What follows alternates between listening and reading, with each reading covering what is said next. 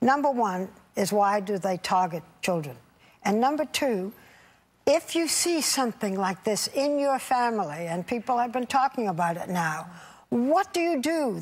Some of the mothers have said, we see this, we know this, but we don't get any help, and you can't arrest this person. What do you do? Right. Well, I want to address 2 points. First of all, the major myth of this, that we're all making a mistake about, is to focus on guns and mental health at the bottom of this. Guns may make things worse. Guns may be a contributor. Some people are mentally ill and deserve help and need help and aren't getting it. I get it. But that's not why this is happening. Guns have been around for a long time. Happening? Just a minute, let me explain. Yeah. Guns have been around for a long time. That's why they're rushing you. This is a really very key point. We're seeing a proliferation. It's going to happen again. It's going to get worse, and it's going to target children. Why?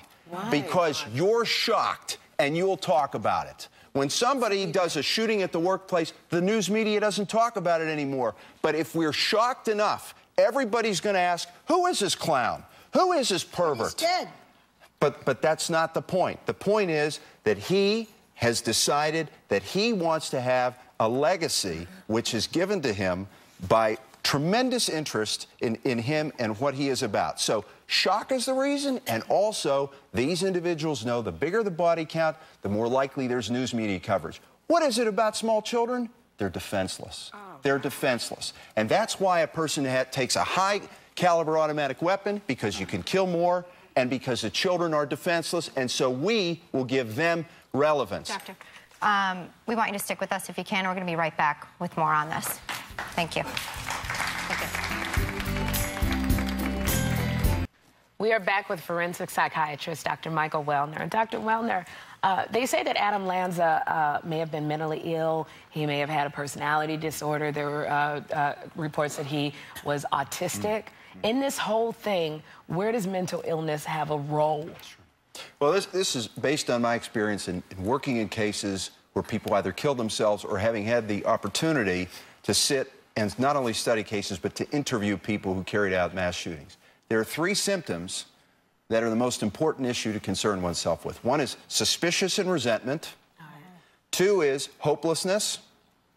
And 3 is identification with destruction, just a fascination with destruction. Now, none of that is part of autism.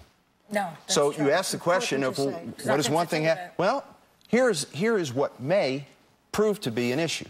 That someone who is diagnosed with a developmental disability may have great difficulty communicating.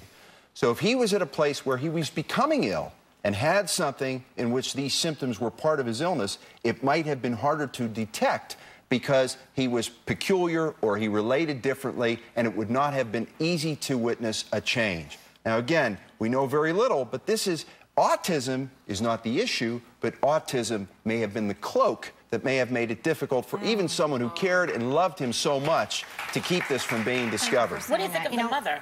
That Nancy...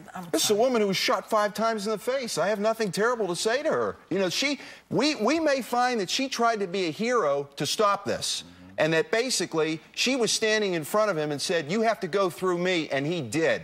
And so I think we need to respect the dead. That's my position on that. So why, I mean, we spoke with Chris about this earlier, too. Ultimately, why does this continue to happen? And then how do we prevent it how do we stop this cycle? Here's a key thing to learn.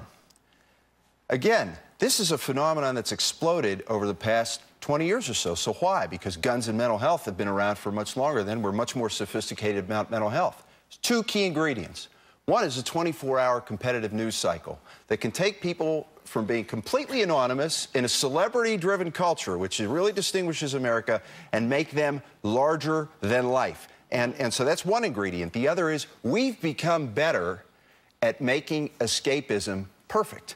And so now we have an industry, video game violence, that essentially feeds addiction in a way that the tobacco companies built a better nicotine and a better cigarette that it becomes a drug. So for someone who's already isolated, who's already developmentally disabled, who already has difficulty connecting, the worst thing you can do, and this is some advice to parents, which we'll touch on in a minute, is to allow that isolation to be perpetuated, especially in a medium that gives points to killing people, because think about it. Wow. This was a crime that's more than a mass shooting. He killed these people like an arcade game. Who fills people up with 11 bullets and 5 bullets? Medical examiners, I will tell you this as a forensic scientist, we don't see that. That is the end point of dehumanization. And that is the end point of video game violence. It's just like guns. Some people can handle it, some people can't. Your children do not benefit at all constructively from video game violence.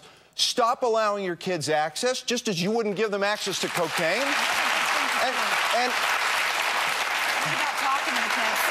Well, I want to end, or at least make an optimistic note. I can tell you unreservedly, and this is based on experience, I can't say this about all homicide.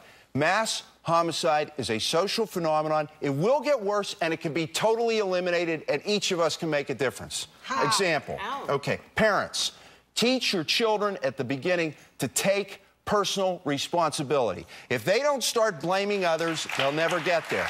Teach your children resilience when they're hopeless. Teach them that some people get up. Teach them that some people will go forward. Keep them away from video game violence. Also, keep it out of the house, because sometimes it's the parents who are playing these games and they play with their kids. Just wanted to say. 100%. Okay. Don't pay for violence. Why should you be paying money for your children to see a violent movie? If you take the economy out of the violence industry, you will extinguish it. Right. You will extinguish it. They're simply feeding the beast. Second, what can neighbors do? What can neighbors do? Give an example of supporting strangers. Model empathy, because kids may not get it in their own home. If you teach people how to have regard for someone who's struggling, again, keep in mind these are individuals who are crawling into the cracks. Next, what can teachers do? Apart from teaching your kids resilience, teach them to value creativity, teach them to value volunteerism as how you gain structure. Because if people are creating and they're valuing creativity, they are not destroying. Dr. Welner, thank you so much for those tips. We want to thank Dr. Michael Welner